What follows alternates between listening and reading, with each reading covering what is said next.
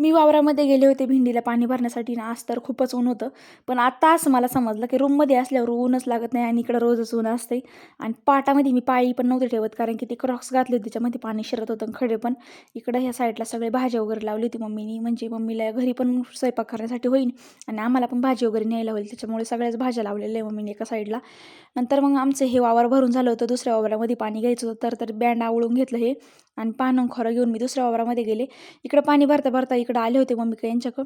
दोन्ही पण वावरं भरून झाली. त्याच्यानंतर मी इकडे आले तर आमची दीदी फुल जोशमध्ये खड्डा घेत आहे आणि ओम इकडं कांदा देत लोटीत आहे. त्याच्यामध्ये 2-2 कांदं लावायचं होतं कारण की हे पुढच्या वर्षी बियेसाठी उपयुक्त होते हे कांदं.